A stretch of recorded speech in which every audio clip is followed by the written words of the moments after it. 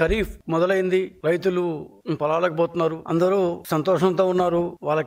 వాళ్ళందరికీ గత వారమే అన్నదాత సుఖీభవ డబ్బులు పడ్డాయి. ప్రతి రైతు ఆనందంగా ఉన్నారు, హ్యాపీగా ఉన్నారు, సంతోషంగా ఉన్నారు. ఏ రకమైన సమస్యలు లేవు, అందరూ బాగున్నారు. కానీ అందరూ బాగున్నట్టు అనిపిస్తే వైసీపీకి ఎప్పుడు నచ్చదు కదా. వైసీపీ రాక్షస ముఖకి ఎప్పుడు ఏదో ఒక సమస్య ఉన్నట్టు సృష్టించాలి. చాలా చేస్తోంది. అమరావతి మునిగిపోయిందని చెప్పారు, రకరకాలుగా చెప్తూ వచ్చారు. కొత్తగా ఇవ్వాల్సిందేమంటే యూరియా గురించి ఉన్నది లేనట్టు ఏమని ప్రచారం చేయడం.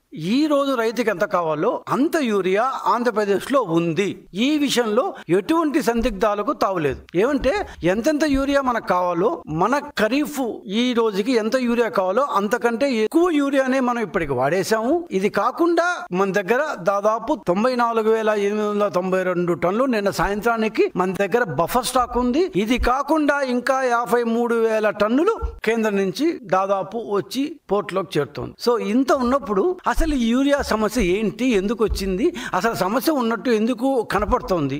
ఈ రోజుకి సెప్టెంబర్ 4వ తేదీకి మన దగ్గర ఆంధ్రప్రదేశ్ ప్రభుత్వం రకరకాల స్టాక్ పాయింట్స్ లో, పోర్టుల్లో, ట్రాన్స్పోర్ట్లు అంతా కలిపి 94,892 టన్నుల యూరియా మన దగ్గర ఇంకా వాడకుండా, అంటే రైతులకు సప్లై కాకుండా ఉన్న యూరియా 94,000 టన్నులు ఉంది. ఇది కాకుండా విత్ ఇన్ 2 or 3 days లో మన యొక్క కృష్ణపట్నం ఇట్లాంటి పోర్టులకి 53,000 టన్నుల యూరియా చేరబోతోంది. సో మొత్తం దాదాపు 1,50,000 టన్నుల యూరియా మన దగ్గర ఇంకా అదనంగా ఉంది. సో మనం మామూలుగా ఈ సమయానికి 3,00,000 టన్నులు వాడతాం. 3,05,000, 3,07,000 టన్నులు వాడతాం. మన ప్రతి సంవత్సరం జరిగే, మన కొత్తగా ల్యాండ్ ఏమి పెరగలేదు. ఈసారి ఖరీఫ్ లో కొత్తగా ల్యాండ్ ఏమి క్షేత్రస్థాయిలో ఏమి పెరగలేదు. కానీ 3,07,000 టన్నుల వినియోగం నుంచి మనం 3,88,000 టన్నులు ఇప్పటికే వాడేసాం. ఈ ఖరీఫ్ నాటికి వాడాల్సిన దానికంటే 88 టన్నులు వాడేసాం. ఇంకా 1,00,000 టన్నులు మన దగ్గర 94,000 టన్నులు మన దగ్గర ఉంది. 53,000 టన్నులు వస్తుంది. మరి ఎక్కడ యూరియా షార్టేజ్ ఉంది?